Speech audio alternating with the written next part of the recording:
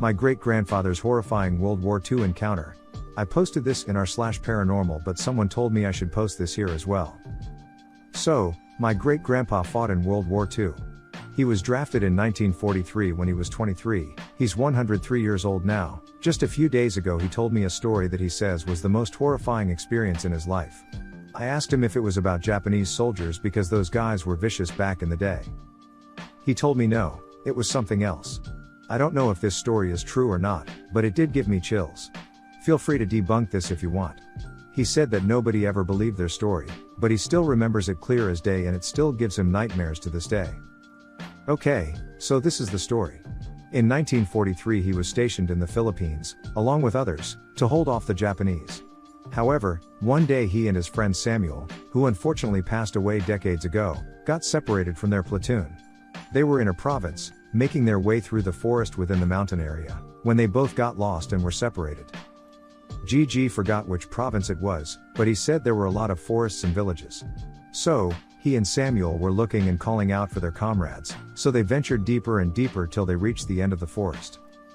I asked him, why didn't you just radio your platoon? He told me that they did, but for some unknown reason, the communications were scrambled and unintelligible. It concerned both him and Samuel, but Samuel said that they needed to keep calm and tread carefully in case they run into Japanese soldiers. So they both made it out of the forest, but then they noticed that the sun was about to set. GG told Samuel that they needed to set up a camp, and Samuel agreed. That's when GG noticed something off in the distance. It was a small wooden hut. They both decided to camp inside, so they made their way over to the hut. They knocked on the door and checked the place, but there was no sign of people anywhere, but there were clothes scattered around the place.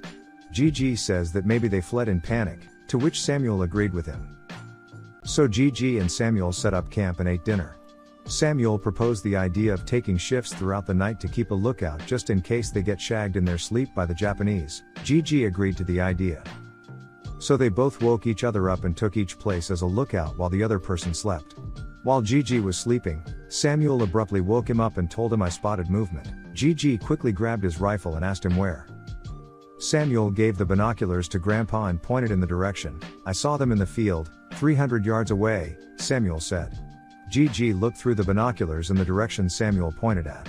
At first, he didn't see anything, but then he spotted something moving in the dark. However, when GG looked closer, it was just a wild boar. It's just a pig, Grandpa told Samuel. Samuel took the binoculars to see for himself. That's weird, it's just standing there, Samuel said. Grandpa looked at Samuel in confusion and asked what he meant. Samuel then said that the boar wasn't moving or anything. It was just standing there staring at them from afar, and that it was starting to weird him out. Grandpa just laughed it off and told Samuel that it was probably just his mind playing tricks on him. But then something odd happened. The oil lamp that served as their source of light inside the hut started to slowly go out. Grandpa went over to light it back up, then afterward went back to his sleeping bag. But then the light suddenly went out again. GG checked up on it again thinking that the oil probably went out. But the strange thing was that there was still plenty of oil. GG lit it back up again and went back to sleep, but then the flame went out yet again.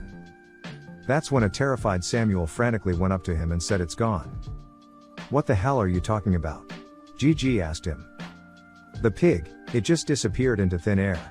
At this point, Grandpa was also starting to get freaked. GG then asked him to explain.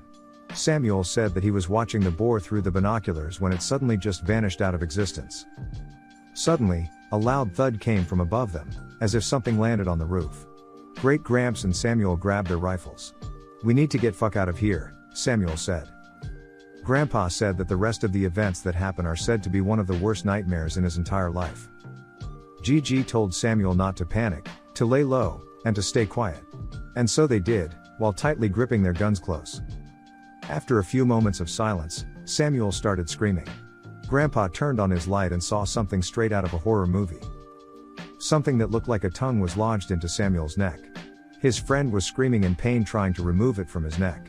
GG snapped out of his shock and shot at the ceiling multiple times trying to hit whatever the tongue belonged to. After a few more shots the tongue released Samuel and slowly retracted back into the hole on the ceiling. Samuel was gripping the side of his neck tightly while screaming. Blood trickled down his neck. Grandpa put a cloth against the wound and told him to keep pressure on it. Afterwards, they collected all their things, exited the cabin, and made a break for it. Grandpa turned around and shined his light on the hut's roof. And what he saw, he described it as the most evil-looking and ugliest thing he ever saw. I asked him to describe what it looked like. It was humanoid, it had 2 gigantic wings that were bigger than its own body. The wings looked like a combination of a bat's and a hawk's. Its eyes were blood red and glowed in the dark, skin black as coal, wild unkempt hair, and huge fangs that were visible even though its mouth was closed. It was just perching on the roof staring at them. Grandpa acted quickly, he raised his rifle and began shooting at the thing, unloading all the rounds in the gun's chamber. Samuel also did the same thing. But to their astonishment, the monster was unfazed. It just continued to stare at them unbothered. At that point, Gramps and Samuel started screaming like maniacs while running for the hills. By some miracle, the creature didn't pursue them. They were both so scared that they didn't care if they run into the enemy as long as they didn't encounter that thing again. They managed to make it till morning and came across a small village where they rested in. That's when they learned from one of the locals that what attacked them was called an aswang and that they were very common in the countryside. The locals told them that they were all in God's favor because they survived. After a couple of days, they were eventually reunited with their platoon.